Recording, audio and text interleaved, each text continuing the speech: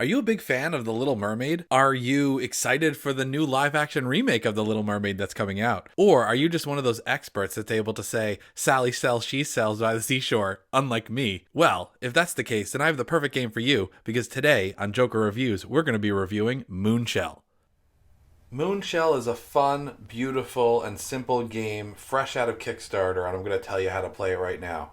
The object of the game is to collect these seashell tokens off of the board here and put them onto your little treasure board, arranging them into the pattern that you are trying to achieve through the objective cards right here and the sets of cards that are placed out at the beginning of the game. They have varying types, and we'll go over those in a moment. At the beginning of every game, you're going to choose which mermaid you are. We have these right here. You're going to be dealt out your treasure board for you to collect your seashells and place on, and you're going to be dealt your objective cards. These are to be kept secret, and they're going to let you know what you have to do throughout the game in order to score points. First, let's go over the different type of objective cards you can have in this game. You have the open objective cards right here, and you have your personal objective cards right here. The open objective cards will be dealt out in the beginning of each game, 5 in total, 1 of each type. Those types are the trove, the collector, the array, the pairs card, and the composition card. Each card is going to have something in common with the others. Right here, you're going to have the amount of points that you can score off of this. The seahorse indicates how many times you can score that card, and you can have the instructions down here which explain to you how to deal out the points and how to gain them. So in this symbol right here, this shell means shell of any type, and it's pink. So that means you're looking for pink shells of any type, and you're trying to collect as many as you can. So players with the most pink shells get 6 points. If you have multiple players, so tied players, each gain 6 points. So if you have 2 players tied for the most pink shells, you're still able to get the 6 points. It's just spread out with the other players that are tied. This one, you can see this, you can collect several times here. So look at this one. Right here, this collector, you get 1 point for each starfish. The fact that this is this rainbow color here, that means that you're able to do any color. It just has to be a starfish. This one is a pattern. It's looking for you to place your tokens down here so they end up falling in this pattern right here.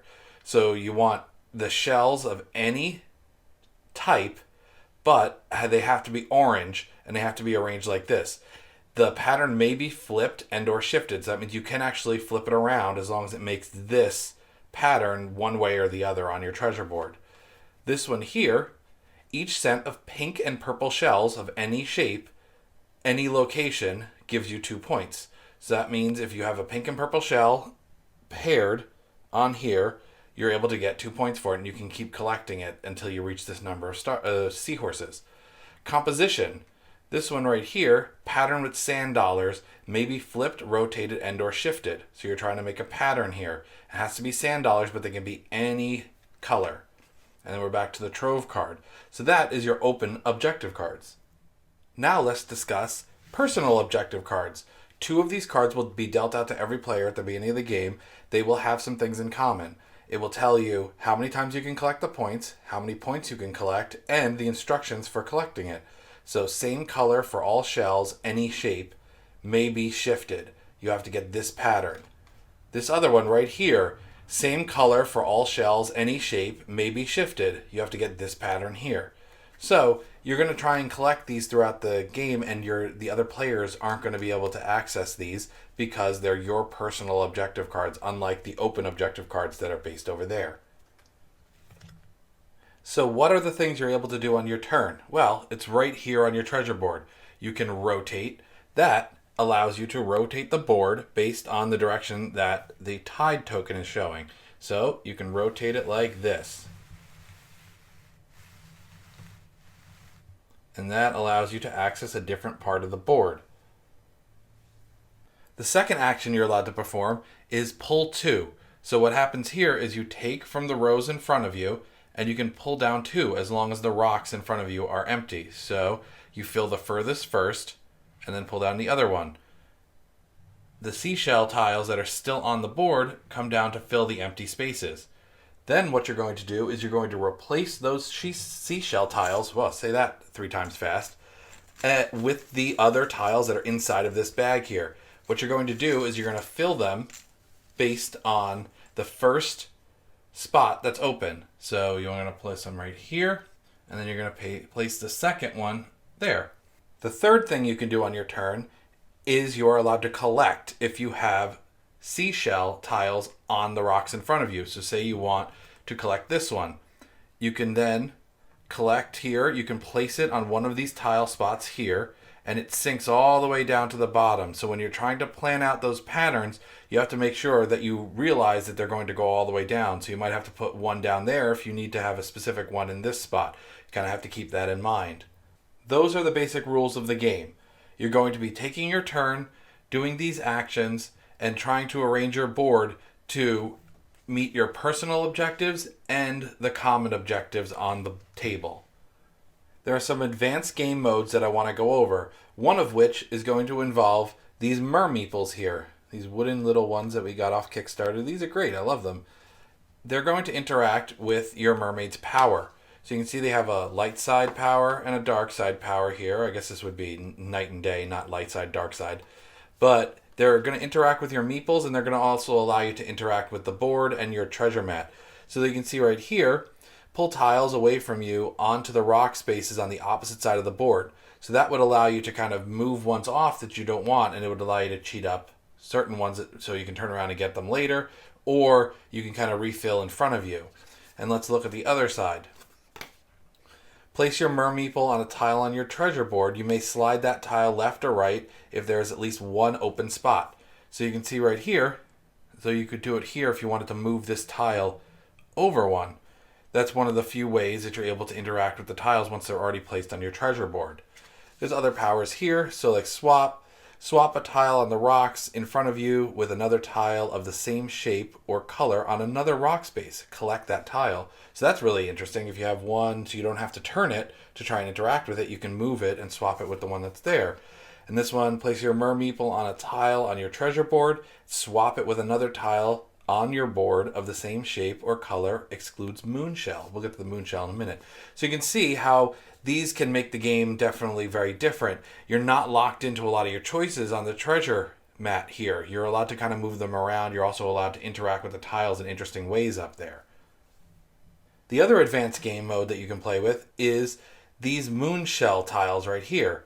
You can give one out to each player in the beginning of the game, and they're able to use it as essentially a wild card. They drop it in, so instead of the collect action, you can place this down, and you could drop it in just like any other tile, but it'll count as whatever shape and whatever color you want. So that can help fill out those tricky patterns, or if you don't have the right stuff up there, you can use this. It's also worth points at the end of the game if you don't use it. The last thing that I'm going to talk about in this section is what came with the Kickstarter version, the Lunar Reef expansion. They have to do with these clownfish, sea anemones, and these event cards right here. So how these work is these will get mixed into the bag just like any other tiles, and when they go onto your board, you float them down like this, and if you're able to collect a clownfish, the clownfish gets to go on the anemone here. So each set of anemone and clownfish is worth 3 points at the end of the game. So if you were to collect your clownfish first, it would sink all the way down, and then you collect an anemone later, you can just put it right underneath that clownfish, so you can always pair them off. So they're worth nothing alone, but together they're worth 3 points, which is kind of cool. The other thing that comes with Lunar Reef are these event cards. We're going to look at a couple of them here. You're going to draw one of these at the beginning of every round, and they're going to modify how either that turn or the round is going to function. They can be an immediate effect, or they can be round long. So you can see here, each player may place their Moonshell as a free action during their turn. This one, at the beginning of their turn, each player may swap 2 adjacent tiles in the ocean. This one, each player may collect 1 tile as a free action during their turn. So they're going to affect the game in ways that make this a little bit more interesting and add a little bit more variety rather than just kind of doing your actions here. And that's pretty much how you play Moonshell. I'll meet you back up top and I'll give you my thoughts on the game.